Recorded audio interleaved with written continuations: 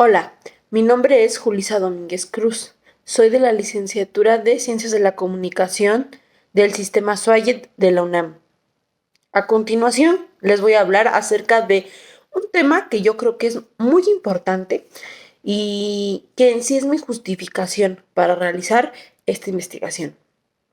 En un primer momento, vamos a remontarnos en el año 2018, cuando el actual presidente Andrés Manuel López Obrador fue nombrado como presidente de la República Mexicana para el periodo que comprende del 2019 al 2024, el cual ya se encuentra cerca. Fue así que a finales del 2018 tomó protesta y asumió el cargo como presidente. A partir de que asumió este cargo, se comenzaron a realizar una serie de conferencias, como él las denominó, mañaneras, todos los días.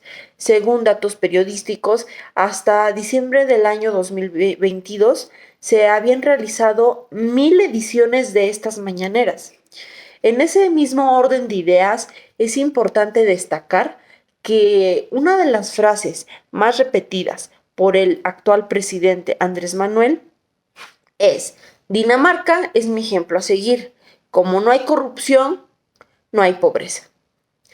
Con base en lo anterior, se puede identificar que la política actual de México tiene como uno de los ejes principales no repetir actos de corrupción, así como ser transparentes, a diferencia de otros sexenios.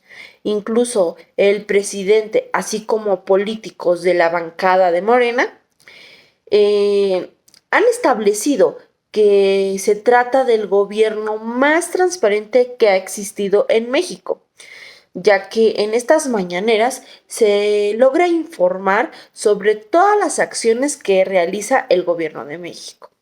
La cuestión es si eso es verdad y qué tanto ha repercutido ese discurso anticorrupción en la Ciudad de México.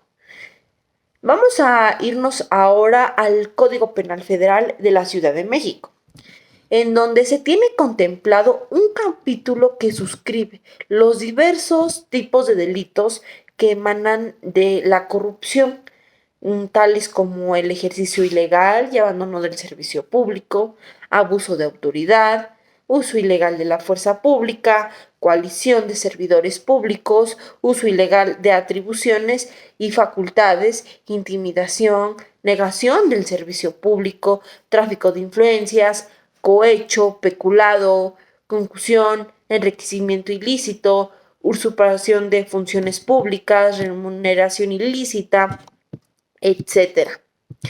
Estos son los delitos enfocados como a la corrupción, y del otro lado también tenemos delitos que se denominan delitos de corrupción en el ámbito de justicia. Sin embargo, creo que es aquí necesario hacer énfasis en que el estudio al que me quiero abocar yo solamente aborda los primeros delitos, que son de la corrupción de la administración pública. Ahora bien, una vez enlazado estos elementos, lo de las mañaneras, lo del lo de la política anticorrupción, el discurso del presidente y de la bancada de Morena, se cree necesario analizar cuántos casos han sido procesados por el delito de corrupción en México, en la Ciudad de México, durante el sexenio que lleva hasta ahorita el presidente Andrés Manuel, ya que es importante comparar el discurso anticorrupción actual con la incidencia de estos delitos, así como su aumento o disminución, así como la investigación de estos delitos. Sumando que a través del derecho de acceso a la información se puede acceder a carpetas de investigación y el número de casos de estos delitos, ya que según la Ley de Acceso a la Información de la Ciudad de México, se establece que dichas carpetas de investigación no podrán ser reservadas cuando versen sobre actos de corrupción. Sin embargo, desde la experiencia propia se ha identificado la mala fe de las instituciones, ya que han clasificado la información como reservada y no se entregan todas las carpetas de investigación que están abiertas por delitos de corrupción en la Ciudad de México. Bajo la justificación de que no se trata de delitos de corrupción, sino que más bien están tipificados bajo otro tipo de delitos o encausados. Entonces, resulta relevante identificar el por qué no se han abierto casos bajo los delitos de corrupción en la Ciudad de México, si actualmente se encuentran regulados en el Código Penal. Asimismo, se me viene a la cabeza el caso reciente y mediático de García Luna, en donde se hicieron una serie de artículos y en la que se estableció que México no había sentenciado a ningún político o por lo menos a ningún funcionario público por el delito de corrupción. Incluso hicieron mención de Duarte, que fue sentenciado bajo otros delitos. Entonces, resulta pues relevante identificar el por qué no se abren o no se ha llegado a sentencias bajo estos delitos de corrupción. Una vez establecido lo anterior, lo importante sería analizar las carpetas de investigación por estos delitos de corrupción entre el sexenio anterior y el actual para identificar qué tanta efectividad ha tenido el discurso político sobre la anticorrupción en México actualmente. Tal vez lo importante sería más bien analizar el índice de corrupción, si ha disminuido o ha aumentado.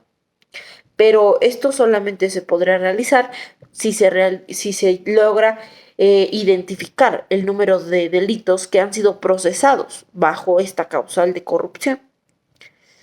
Me parece que es un tema trascendental porque todos los políticos han venido con ese discurso, un discurso anticorrupción, incluso se han creado leyes como el de las responsabilidades administrativas, así como se han también tipificado estos delitos en los diversos códigos penales de las entidades federativas e incluso a nivel federal.